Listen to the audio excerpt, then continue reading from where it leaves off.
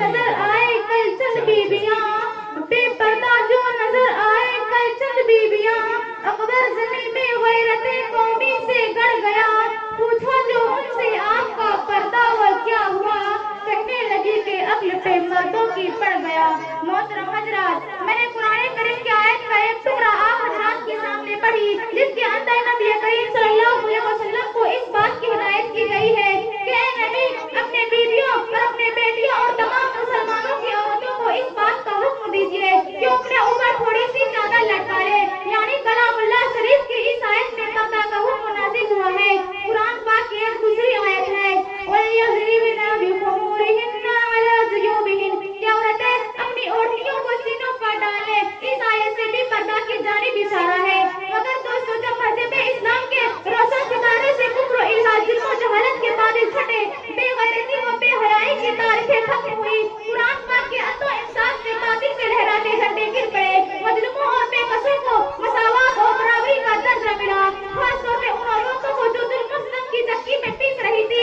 مصائب و آلات کے اوپر پہاڑ توڑے جا رہے تھے۔ اسلام نے ان کو ذلت و پستی کے گار سے نکال کر بلندی پر پہنچایا۔ ظہور اسلام سے لے کر صدیوں تک مسلمان عورتوں کی بڑائی کے گیت گائے جاتے رہے۔ تاریخ کے اوراق کھولے جائیں تو غیر مسلم پر مسلمان عورتوں کی فضیلت اور برتری دکھائی دے گی، لیکن دیکھتے ہی دیکھتے پوری دنیا میں شیطانی ڈنکے بجنے لگے، مسلمان عورتوں کو مکاری و یکاری کے دھندے میں گھسانے کے ارادے ہونے لگے، مسلمان عورتوں کو اس کے گھر کے چار دیواری سے نکال کر سر عام بندہ مرتبہ کرنے کی اندھک کوشش کی گئی، اسے شبی محفل بنا کر درندہ صفت انسانوں کے حوالے کیا گیا، پردہ کی مخالفت میں لاکھوں صفحاتیاں کر دے گئے۔ ان کی صرف ایک ہی سزا تھی کہ پردہ کے گریبان کو چاک اور ریزہ ریزہ کیا جائے اور عورتوں کو بے نقاب اور بے حیا چھوڑ دیا جائے، وہ جو چاہے غل بلائے۔ چنانچہ خواہشات گل پٹھوں کی آنچ میں پوری ہوئی اور انہوں نے بھی آہستہ آہستہ مسلم خواتین کو بہکا لیا، اور مسلم عورتوں نے بھی پردہ جیسی عظیم نعمت کو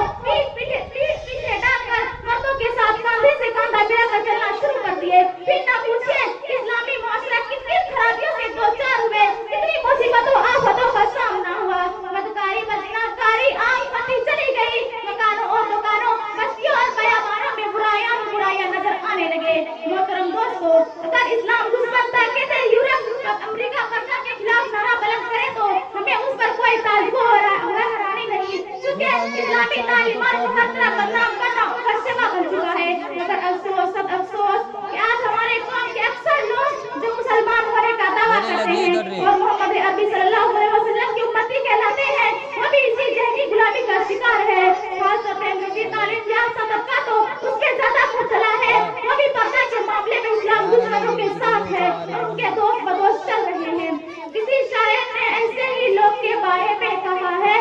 کہ انہی کی محفل سنوارتا ہوں، کہ انہی کے محفل سنوارتا ہوں، چراغ میرا ہے رات ان کی، انہی کے مطلب کی کہہ رہا ہوں، انہی کے مطلب کی کہہ رہا ہوں، زبان میری ہے بات ان کی۔ محترم دوستو، آج پردہ کے مسائل کو لے کر مناظرہ بازیاں اور مشہور نگاریاں ہوتی رہتی ہے، پردہ کے خلاف تحریکیں چلتی ہے، پردہ کو ایک بہت بڑی ناانصافی کہا جاتا ہے۔ عورت کے لیے پردہ قید و بس سے تعبیر کیا جاتا ہے کہ پردہ قید ہے، پردہ کو حیثیت بتائی جاتی ہے۔ آج مغربی تہذیب نے عورتوں کی شرم و حیا کی دولت کو لوٹ لیے ہیں، کہتے ہیں کہ پردہ کرنے سے ترقی نہیں ہو سکتی۔ نتیجہ یہ ہے کہ آج ہمارے خاندانی معاشرتی نظام تباہ ہو چکا ہے، اخلاق و آداب شرم و حیا کا جنازہ نکل چکا ہے۔ یہی وہ تہذیب ہے جس نے عورتوں کو چراغ خانہ بننے کے واسطے اس کے اندر ہمیں محفل بنانے کا جذبہ ابھارا